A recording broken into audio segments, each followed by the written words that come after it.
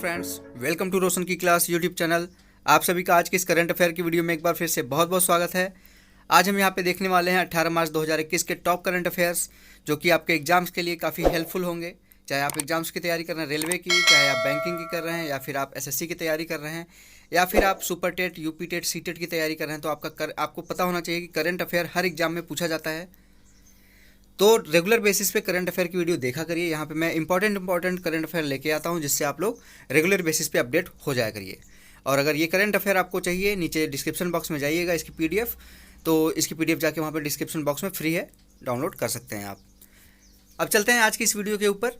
यहाँ पे देख लीजिए, पहला क्वेश्चन है, हाल ही में किस देश ने गुप्त परमाणु मिसाइल ट्रैकिंग पोत शुरू किया है? तो इस क्वेश्चन का सही आंसर है भारत ने यहाँ पे गुप्त परमाणु मिसाइल ट्रैकिंग पोत की शुरुआत की है। यहाँ पे देखते हैं इससे रिलेटेड एक्स्ट्रा पॉइंट, क्योंकि हम यहाँ पे क्वेश्चन के साथ उसके एक्स्ट्रा पॉइंट जरूर डिस्कस करते हैं। यहाँ पे देख लीजिए, लिखा गया है, विशेष महासागर निगरानी जहाज पिछले साल ही अक्टूबर में कमीशन कर दिया गया था, यानी कि शामिल कर दिया गया था, लेकिन सार्वजनिक नहीं किया गया था। और यहाँ पे देख लीजिए, INS ध्रुव इसका नाम है, जो ये विशेष महासागर निगरानी जहाज इसका नाम है INS ध्रुव VC11184। INS का आपको पता होना चाहिए full form, Indian navy system. ठीक है, इसके बाद देखते हैं इससे रिलेटेड अगला पॉइंट। अब भारत उन देशों के समूह में शामिल हो गया है जिसके पास लंबी दूरी तक पर मिसाइल लॉन्च की निगरानी करने की क्षमता है। यानी कि ऐसी यहाँ पे तकनीक इन लोगों ने अपनाई है जिससे काफ़ी दूर से भी अगर मिसाइल छोड़ी जा रही है आपके देश पे, तो उसकी निगरानी करने की क्षमता वाला पनडुब्बी यहाँ पे भारत ने विकसित कर लिया है। भारत ऐसा देश करने वाला 5वां देश बना है, यानी कि 4 देश पहले इस श्रेणी में शामिल हैं। देख लीजिए कौन कौन से देश हैं वो। अमेरिका होगा, फ्रांस है, चीन है और रूस है। ये 4 देश इस श्रेणी में शामिल हैं। अब 5वां देश बन गया है भारत। ऐसे ही जहाज़ों का संचालन करते हैं जिनका उपयोग समुद्रों में मिसाइल लॉन्च को ट्रैक करने के लिए किया जाता है। नेक्स्ट, इससे रिलेटेड एक्स्ट्रा पॉइंट देख लेते हैं, क्योंकि इस क्वेश्चन से एक्स्ट्रा पॉइंट काफ़ी हैं, तो सारे यहाँ पे हम पॉइंट डिस्कस करेंगे, चाहे वो जितने भी हों। हम सारे क्वेश्चन से रिलेटेड जितने भी एक्स्ट्रा पॉइंट होते हैं यहाँ पे डिस्कस करते हैं।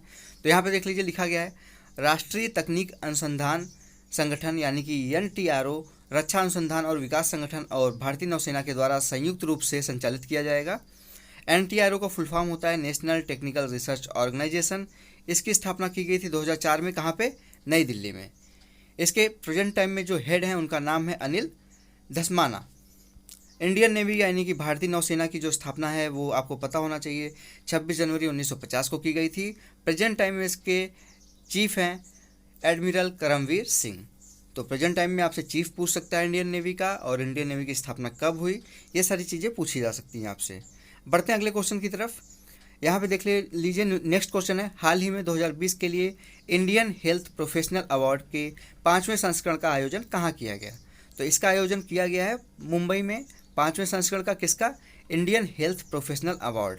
ठीक है, यहाँ पे देखते हैं इससे जुड़े extra point. Indian health professional award को health care Oscar of India, यानी कि हेल्थ केयर सेक्टर के लिए भारत का ऑस्कर कहा जाता है इसको, इंडियन हेल्थ प्रोफेशनल अवार्ड को। इसका आयोजन international research organisation for life and health sciences यानी कि IRO-LHS के द्वारा किया गया है। ठीक है, IRO-LHS यानी कि international research organisation for life and health sciences. इस अवार्ड के तहत हेल्थ केयर इंडस्ट्री में अहम योगदान निभाने वाले शीर्ष डॉक्टरों, दंत चिकित्सकों, अस्पतालों और संस्थाओं को सर्वश्रेष्ठ पुरस्कार दिए जाते हैं। इन सेक्टर से दिए जाते हैं, डॉक्टर चाहे वो, या फिर जो डेंटिस्ट होते हैं वो हों, या फिर कोई हॉस्पिटल हो, या फिर कोई संस्थान हो जो इससे जुड़ा हुआ हो आपका हेल्थ केयर इंडस्ट्री से, उसको यहाँ पे ये अवार्ड दिया जा सकता है। यहाँ पे देख लीजिए, अवार्ड किसको दिया गया है इस बार का? Young dental achiever of the year का दिया गया है। यहाँ पे जो डेंटल सेक्टर से दिया गया है अवार्ड, वो दिया गया है डॉक्टर स्वाति बजाज जी को। और दूसरा अवार्ड है रिसर्च एवं इनोवेशन कैटेगरी के लिए। ठीक है, R&D कैटेगरी के लिए यहाँ पे दिया गया है डॉक्टर प्रवीण दत्तात्रेय पाटिल को। ठीक है, ये नाम याद रखिएगा, डॉक्टर स्वाति बजाज को दिया गया है यंग डेंटल अचीवर अवार्ड, और डॉक्टर प्रवीण दत्तात्रेय पाटिल जी को दिया गया है रिसर्च एवं इनोवेशन कैटेगरी के लिए। अगले क्वेश्चन की तरफ बढ़ते हैं। यहाँ पे देख लीजिए, वायु गुणवत्ता का आकलन करने वाली स्विस समूह कंपनी IQ एयर द्वारा जारी रिपोर्ट में दुनिया के 30 सर्वाधिक प्रदूषित शहरों में से भारत के कितने शहर शामिल हैं। तो काफ़ी ये गलत, मतलब हमारे लिए काफ़ी ये सोचने वाली बात है कि 30 शहरों की रिपोर्ट जारी की गई है IQAir द्वारा, जो कि आपका पता होना चाहिए आपको कि स्विस कंपनी है, स्विस समूह है। इसमें 30 में से 22 शहर ऐसे हैं जो भारत के हैं। तो सोच लीजिए कितनी यहाँ पे प्रदूषण है, आप देख सकते हैं कितना वायु प्रदूषण है, इससे पता चलता है। इस रिपोर्ट के अनुसार दिल्ली दुनिया की सबसे प्रदूषित राजधानी बन गई। यानी कि अगर कहा जाए कि दुनिया की सबसे प्रदूषित राजधानी कौन सी है तो दिल्ली है। ठीक है, वर्ष 2020 में सबसे प्रदूषित शहरों की 106 देशों की सूची में भारत तीसरे स्थान पर है। सोच लीजिए कि कितनी बुरी स्थिति है भारत की। अब इसमें देखते हैं नंबर 1 पे कौन है। शिनजियांग, यहाँ पे है चाइना का जो शहर, दुनिया का सबसे ज़्यादा प्रदूषित शहर है। यहाँ पे पूछ सकते हैं आपसे यहाँ पे क्वेश्चन कि दुनिया का सबसे, जो अभी IQ रिपोर्ट आई है उसमें दुनिया का सबसे प्रदूषित शहर कौन सा है तो शिनजियांग होगा। सबसे प्रदूषित राजधानी कौन सी है तो दिल्ली होगी। यहाँ पे देखते हैं भारत के कौन कौन से शहर हैं। गाजियाबाद दूसरे सबसे अधिक प्रदूषित शहर है, जो गाजियाबाद, शिनजियांग के बाद भारत का नंबर आता है गाजियाबाद शहर का। इसके बाद है बुलंदशहर, जो उससे सटा हुआ ही है।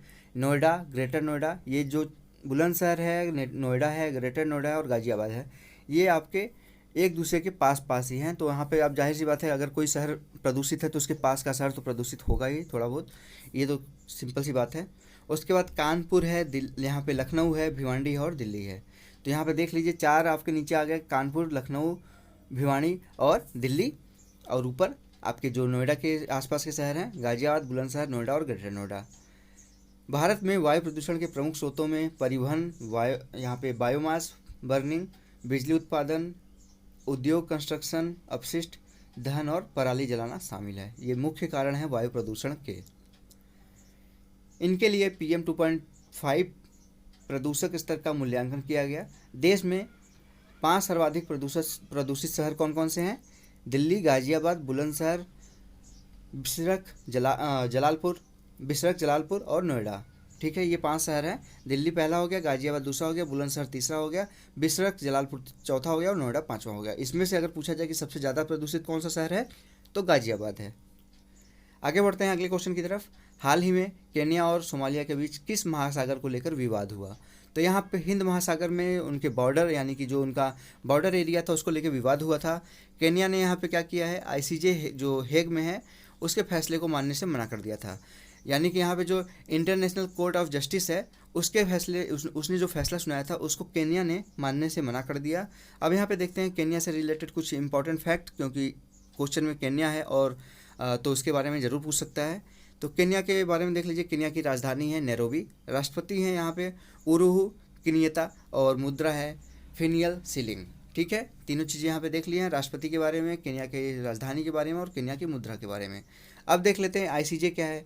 ICJ है, आप सभी को पता होगा, इंटरनेशनल कोर्ट ऑफ जस्टिस है, अंतर्राष्ट्रीय न्यायालय है। यहाँ पे देशों के बीच जो झगड़े होते हैं उसके बारे में यहाँ पे सुनवाई की जाती है। इसका जो स्थापना किया गया था 1945 में किया गया था। मुख्यालय है हेग, नीदरलैंड में। अध्यक्ष हैं प्रेजेंट टाइम में इसके जॉन ई डोनोधुई, यानी कि ये हैं, इनका USA के हैं, इनका नाम है जॉन ई डोनोधुई। ये अमेरिका के हैं इस समय अध्यक्ष, मतलब जो ICJ के अध्यक्ष हैं वो अमेरिका से बिलोंग करते हैं। इनका नाम है जॉन ई डोनोधुई। आगे बढ़ते हैं हम अगले क्वेश्चन की तरफ। मध्य प्रदेश में बाल यौन शोषण की रोकथाम एवं पास्को अधिनियम पर वेबिनार सीरीज का आयोजन किसके द्वारा किया जा रहा है? तो यहाँ पे देख लीजिए, लिखा गया इसका आंसर राज्य के महिला एवं बाल विकास विभाग, स्कूल शिक्षा विभाग और यूनिसेफ द्वारा, यानी कि 3 लोगों के द्वारा ये वेबिनार सीरीज आयोजन किया गया है। राज्य के महिला एवं बाल विकास विभाग के द्वारा, स्कूल शिक्षा विभाग के द्वारा और यूनिसेफ के द्वारा। यहाँ पे देखते हैं इससे रिलेटेड क्या है ये वेबिनार। ये वेबिनार निम्न विषयों पर आधारित है। पहला, मध्य प्रदेश यहाँ पे जो बाल संरक्षण नीति के प्रभावी क्रियान्वयन की दिशा में बच्चों एवं किशोरों के लैंगिक विकास के लिए, बाल शोषण रोकने में शिक्षा की भूमिका के लिए, शिक्षकों के दायित्व व भूमिका के लिए, यानी कि शिक्षक को कैसे रहना चाहिए, बच्चों का विकास कैसे करना चाहिए, इसके बारे में है। अगर ये पूछता है कि यहाँ पे मध्य प्रदेश के यहाँ पे प्रेजेंट टाइम में मुख्यमंत्री कौन है, तो शिवराज सिंह चौहान जी हैं और राज्यपाल हैं आनंदीबेन पटेल जी। यूनिसेफ का फुल फॉर्म देख लेते हैं यहाँ पे, क्योंकि यूनिसेफ का फुल फॉर्म हर एग्जाम में पूछा जा सकता है, इसका मुख्यालय पूछा जाता है यहाँ पे। तो यहाँ पे देख लीजिए, यूनिसेफ का फुल फॉर्म है United Nation International Children's Emergency Fund. ठीक है, इसकी स्थापना की गई थी 11 दिसंबर 1946 को, और मुख्यालय कहाँ पे है, न्यूयॉर्क में है, यानी कि अमेरिका के अंदर है। अध्यक्ष हैं इसमें प्रेजेंट टाइम में यूनिसेफ के एन वेनेमन। अगले क्वेश्चन की तरफ देखते हैं। हाल ही में world energy transitions outlook report किसके द्वारा जारी किया गया है? तो ठीक है, यहाँ पे देख लेते हैं, world energy transition outlook report जारी किया गया है आयरीना के द्वारा, यानी कि इसका फुल फॉर्म देख लेते हैं, इंटरनेशनल रिन्यूएबल एनर्जी एजेंसी। अगर यहाँ पे पूछा जाए कि इसकी स्थापना कब की गई थी आयरीना की, तो इसकी स्थापना की गई थी 26 जनवरी 2009 को। आयरीना के फुल फॉर्म देख ही लिया आपने, इंटरनेशनल रिन्यूएबल एनर्जी एजेंसी है। निदेशक हैं प्रेजेंट टाइम में फ्रांसिस्को ला कैमेरा, और मुख्यालय है अबू धाबी यूएई में, यानी कि यूनाइटेड अरब अमीरात में। अबू धाबी में इसका आपका हेडक्वार्टर है आयरीना की। इस रिपोर्ट के अनुसार भविष्य में रिन्यूएबल पावर, ग्रीन हाइड्रोजन एवं मॉडर्न बायो एनर्जी ऊर्जा के प्रमुख स्रोत होंगे। ठीक है,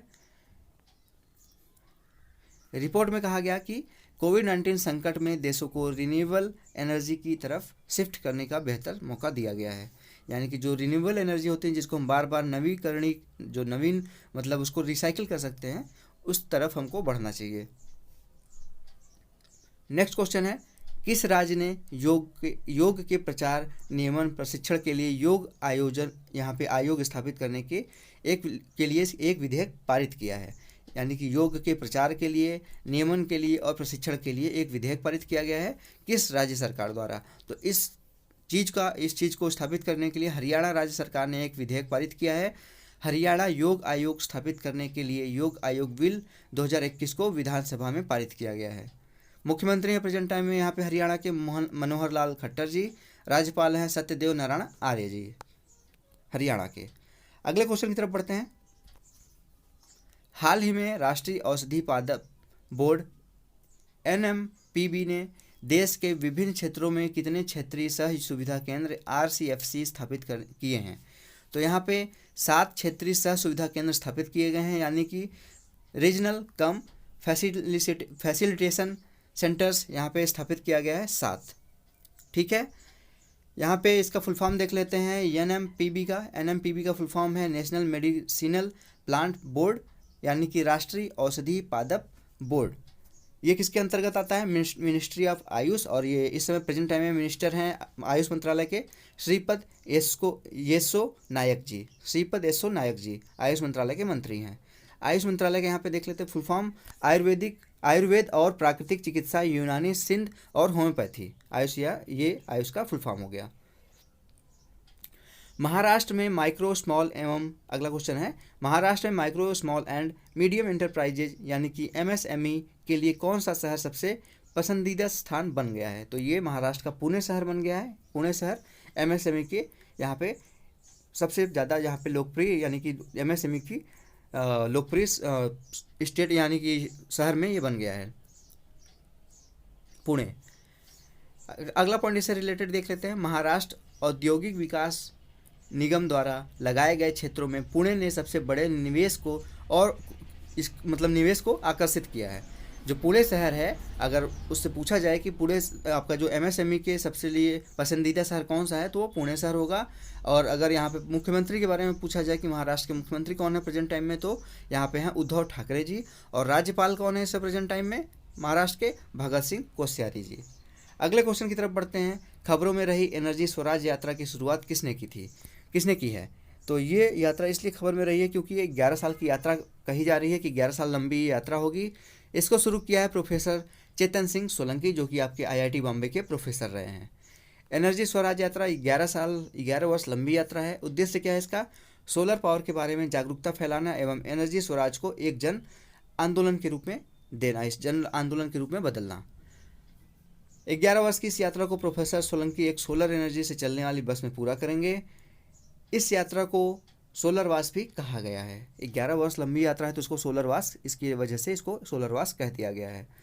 professor Chetan Singh Solanki energy Swaraj foundation के संस्थापक एवं मध्य प्रदेश के सोलर एनर्जी के ब्रांड एम्बेसडर भी रहे हैं। तो ये हो गया दोस्तों आज का करंट अफेयर।